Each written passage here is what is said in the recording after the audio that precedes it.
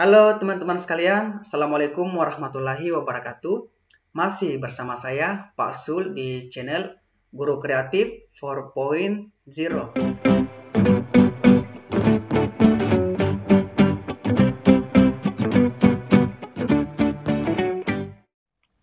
Oke, baik teman-teman, Bismillahirrahmanirrahim.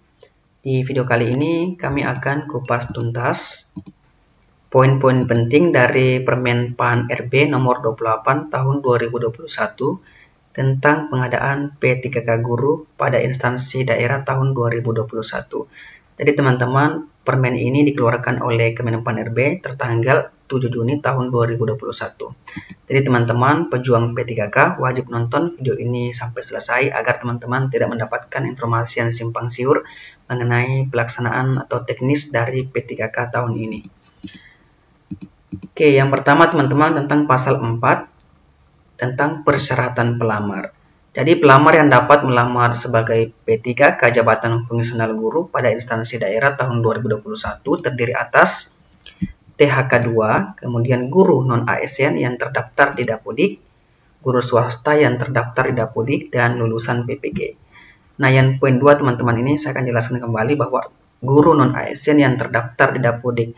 Jadi tidak ada TMT-nya teman-teman. Jadi asal teman-teman terdaftar di Dapodik, maka teman-teman sudah bisa ikut seleksi P3K tahun ini. Kemudian yang kedua, poin penting yang kedua tentang pasal 17, yakni mengenai pelamaran. Nah, pelamaran dilakukan secara daring melalui SSC ASN dengan terlebih dahulu membuat akun dan disertai dengan proses pengunggahan dokumen yang dipersyaratkan secara elektronik. Pembuatan akun hanya dapat dilakukan sebanyak 1 kali di awal pembukaan seleksi P3K jabatan fungsional guru tahun 2021. Jadi teman-teman, pembuatan akun hanya boleh 1 kali. Jadi hati-hati ya teman-teman, jangan sampai teman-teman melakukan kesalahan yang dapat membuat teman-teman tidak lolos seleksi administrasi. Kemudian pelamar dapat melamar pada satu jenis jalur kebutuhan ASN, yaitu PNS atau P3K. Artinya teman-teman tidak bisa mendaftar keduanya. Teman-teman harus memilih salah satunya, apakah PNS ataukah P3K. Poin yang ketiga teman-teman, yakni tentang pasal 20, yakni mengenai seleksi administrasi. Seleksi administrasi dilakukan untuk mencocokkan persyaratan administrasi dan kualifikasi dengan dokumen pelamaran dan dilakukan oleh panitia penyelenggara seleksi. Nah, jika dokumen pelamaran tidak memenuhi persyaratan administrasi, maka pelamar dinyatakan tidak lulus seleksi administrasi. Pelamar yang tidak lulus seleksi administrasi dapat mengajukan sanggahan paling lama 3 hari sejak hasil seleksi administrasi diumumkan. Sedangkan pelamar yang telah lulus seleksi administrasi dapat mengikuti seleksi kompetensi. Next teman-teman, tentang pasal 24 mengenai seleksi kompetensi. Seleksi kompetensi menggunakan sistem CAT UNBK. Jadi teman-teman, jika teman-teman seorang guru dan sering melihat siswa kita ikut UNBK, maka seperti itulah nanti teman-teman aplikasi yang teman-teman gunakan ketika mengikuti tes P3K. Seleksi kompetensi sebagaimana dimaksud memuat 1. Kompetensi teknis, kompetensi manajerial, dan kompetensi sosiokultural. Jadi ada cuma 3 kompetensinya teman-teman. Ada teknis, manajerial, dan sosiokultural. Jadi tes bakat skolastik itu tidak diujikan.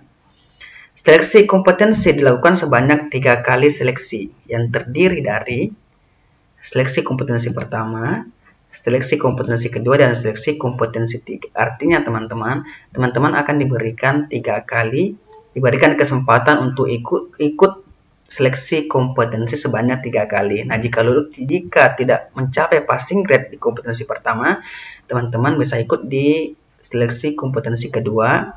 Nah, jika masih sama, tidak mencapai passing grade, maka teman-teman bisa ikut di seleksi kompetensi yang ketiga. Jadi 3 kali kesempatan untuk mengikuti seleksi kompetensi. Pelamar yang telah dinyatakan lulus seleksi kompetensi akan mengikuti wawancara untuk menilai integritas dan moralitas sebagai bahan penetapan hasil seleksi. Nah, untuk pertanyaan wawancara ini juga menggunakan aplikasi CAT UNBK. Poin selanjutnya teman-teman yang menurut saya sangat penting teman-teman ketahui, yakni tentang pasal 27 tentang nilai ambang batas dari seleksi kompetensi. Nilai ambang batas pada seleksi P3K jabatan fungsional guru tahun 2021 terdiri dari nilai ambang batas kompetensi teknis, kemudian nilai ambang batas kumulatif kompetensi manajerial dan sosiokultural, dan nilai ambang batas wawancara. Jadi teman-teman ini passing grade dari ketiga kompetensi ini teman-teman ini tidak dihitung secara keseluruhan. Jadi nanti ada passing grade tentang kompetensi teknis, kemudian ada passing grade tentang manajerial dan sosiokultural, dan terakhir ada passing grade tentang wawancara. Jadi nanti ada 3 passing grade. Nah teman-teman, jika teman-teman ingin lulus ketiga-tiganya, maka teman-teman harus mencapai passing grade dari ketiga sub kompetensi yang diujikan nantinya. Nah, untuk berapa passing grade-nya teman-teman, ini kami belum mendapatkan informasi yang resmi dari Kemenpan RB maupun dari Kemendikbud. Next, teman-teman, pasal 28 tentang penambahan nilai kompetensi teknis atau afirmasi dari seleksi P3K guru tahun ini, teman-teman. Kompetensi teknis diberikan penambahan nilai dengan ketentuan sebagai berikut. Nah, pelamar yang memiliki sertifikat pendidik linier dengan jabatan yang dilamar mendapat nilai paling tinggi sebesar 100% dari nilai paling tinggi kompetensi teknis. Jadi teman-teman yang punya serdik ini sudah mendapat nilai 100 di kompetensi teknis. Artinya teman-teman tidak perlu ikut lagi di seleksi kompetensi teknis. Teman-teman hanya fokus di manajerial, sosiokultural, dan wawancara. Kemudian, pelamar yang berusia di atas 35 tahun terhitung saat melamar dan berstatus aktif mengajar sebagai guru paling singkat 3 tahun secara terus-menerus sampai dengan saat ini berdasarkan data Dapodik mendapatkan tambahan nilai sebesar 15% dari nilai paling tinggi kompetensi teknis. Jadi teman-teman yang berusia di atas 35 tahun sudah mendapat nilai 15. Jadi teman-teman ini merupakan satu kesyukuran bagi teman-teman yang di atas 35. Jadi teman-teman sudah punya nilai 15 sebelum teman-teman ikut tes kompetensi teknis. Kemudian pelamar dari penyandang disabilitas yang sudah diverifikasi jenis dan derajat kedisabilitasannya sesuai dengan jabatan dilamar mendapatkan tambahan nilai sebesar 10% dari nilai paling tinggi kompetensi teknis. Kemudian terakhir, pelamar dari THK2 dan aktif mengajar sebagai guru paling singkat 3 tahun secara terus-menerus sampai dengan saat ini berdasarkan data Dapodik mendapatkan tambahan nilai sebesar 10% dari nilai paling tinggi kompetensi teknis. Jadi inilah bentuk afirmasi dari pendaftaran P3K tahun ini teman-teman. Jadi ini afirmasinya ini dia lebih ke kompetensi teknis. Next, seleksi kompetensi pertama teman-teman ini ada di pasal 29 ya. Ini rencananya akan dilaksanakan di bulan Agustus. Nah, pelamar untuk seleksi kompetensi pertama hanya diikuti oleh pelamar dengan kriteria sebagai berikut. 1. THK2 dan guru non-ASN yang terdaftar di Dapodik. Jadi yang boleh ikut nanti di seleksi pertama di bulan Agustus ini adalah guru THK2 dan guru non-ASN yang terdaftar di Dapodik. Jadi teman-teman dari swasta, kemudian dari adik-adik yang lulusan PPG ini belum bisa ikut di kompetensi pertama. Ini hanya dikhususkan untuk THK2 dan guru non-ASN yang terdaftar di Dapodik. Pelamar sebagaimana dimaksud di atas memiliki kebutuhan P3K dengan ketentuan sebagai berikut. Dalam hal kebutuhan P3K tersedia di sekolah tempat melamar mengajar saat ini, pelamar wajib mendaftar di sekolah tersebut selama sertifikat pendidik atau kualifikasi pendidikannya sesuai. Jadi jika tersedia formasi di sekolah teman-teman, yakni di sekolah negeri yang teman-teman tempati mengajar, maka teman-teman wajib mendaftar di sekolah tersebut selama serdik atau kualifikasi pendidikan teman-teman sesuai.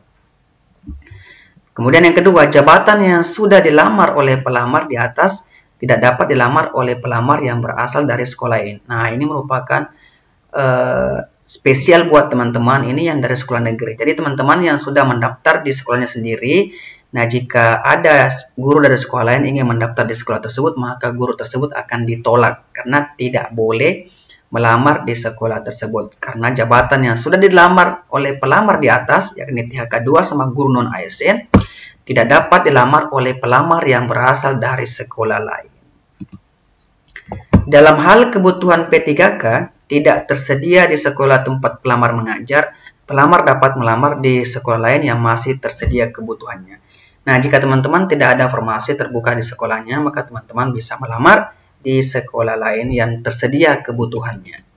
Tapi teman-teman ingat, dalam pemilihan jabatan dikatakan bahwa bagi pelamar yang mengajar di sekolah pendidikan anak usia dini, taman kanak-kanak, kemudian sekolah SD atau sekolah menengah pertama, dapat melamar di antara pilihan bentuk satuan pendidikan tersebut di wilayah kabupaten kota tempat melamar mengajar pada mata pelajaran yang sesuai sertifikat pendidikan dan atau kualifikasi pendidikan pelamar. Artinya, teman-teman yang mengajar di SMP, teman-teman yang mengajar di SD, teman-teman yang mengajar di SMP ini bisa memilih formasi di SD selama teman-teman ijazah teman-teman sesuai dengan guru kelas SD.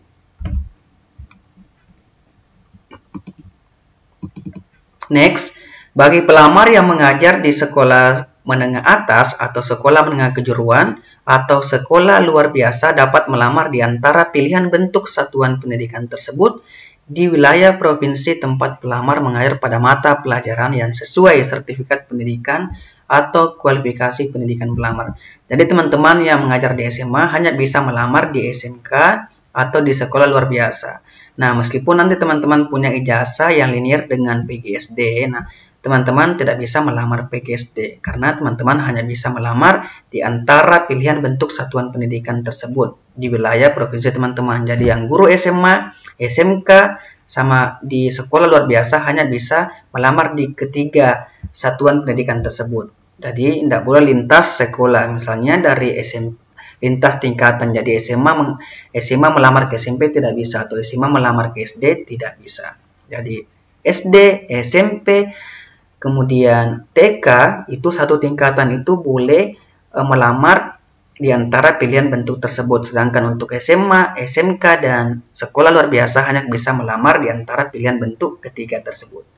Jelas ya teman-teman, jadi saya ulangi kembali bahwa teman-teman yang mengajar di SMA meskipun teman-teman ijazahnya atau serdiknya linear dengan PGSD, teman-teman tetap tidak bisa melamar di SD. Ini mungkin pengaruh dari Dapodik teman-teman, karena SMA, SMK, sama sekolah luar biasa ini ditangani oleh provinsi, sedangkan kalau SD, SMP, TK, PAUD ditangani oleh kabupaten. Bagi daerah provinsi yang memiliki kewenangan mengelola sekolah pendidikan anak usia dini, taman kanak-kanak, sekolah dasar, SMP, sekolah SMA atas, SMK, dan sekolah luar biasa, pelamar yang mengajar di sekolah pendidikan anak usia dini, taman kanak-kanak, sekolah dasar, SMP, SMA, SMK, atau sekolah luar biasa dapat melamar di antara pilihan bentuk satuan pendidikan tersebut di wilayah provinsi tempat pelamar mengajar pada mata pelajaran yang sesuai serdik atau kualifikasi pendidikan pelamar. Nah, ini bagi daerah atau provinsi teman-teman yang memiliki kewenangan mengelola pendidikan anak usia dini, TK, SD, SMP, SMA bisa melamar di semua sekolah tersebut. Ini bagi provinsi yang memiliki kewenangan. Nah, jika provinsi teman-teman tidak memiliki kewenangan, maka teman-teman seperti di poin pertama dan kedua, teman-teman harus bisa mendaftar di bentuk satuan pendidikan yang diakui oleh daerah tersebut. Jadi kalau provinsi hanya ada di SMA, SMK, dan sekolah luar biasa. Sedangkan kalau kabupaten hanya SD, SMP, TK, dan PAUD. Tetapi jika provinsi teman-teman ini memiliki kewenangan mengelola semua sekolah mulai dari TK, SD, SMP, SMA, SMK, dan sekolah luar biasa, maka teman-teman bisa memilih mendaftar dimanapun berada jika provinsinya teman-teman memiliki kewenangan mengelola satuan pendidikan tersebut. Next, teman-teman, tentang pengolahan nilai, pengumuman hasil, dan masa sangga seleksi kompetensi pertama. Nah, pelamar pada seleksi kompetensi pertama yakni tadi tentang THK2 dan guru non-ASN di sekolah negeri dinyatakan lulus jika nilai yang diperoleh memenuhi nilai ambang batas sebagaimana dimaksud pasal 27 dan berperingkat terbaik. Nah, dalam hal pelamar memiliki nilai akhir yang sama, penentuan kelulusan akhir secara berurutan didasarkan pada satu nilai kompetensi teknis yang paling tinggi.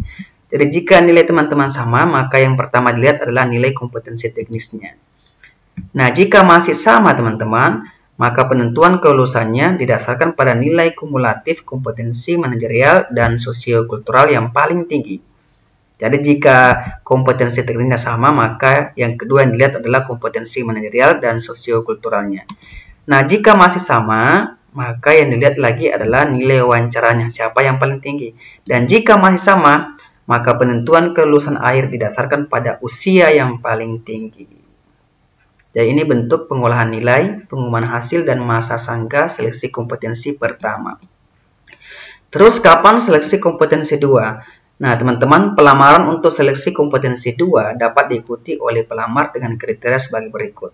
Yakni pelamar dari THK 2 yang tidak lulus dari seleksi kompetensi pertama, kemudian guru non-ASN yang terdaftar di Dapodik yang tidak lulus seleksi kompetensi pertama, kemudian guru swasta yang terdaftar di Dapodik dan lulusan PPG. Nah, terus bagaimana dengan seleksi kompetensi ketiga? Siapa yang boleh ikut? Nah, untuk seleksi kompetensi ketiga yang boleh ikut adalah pelamar dari THK 2 yang tidak lulus kembali di seleksi kompetensi pertama dan kedua.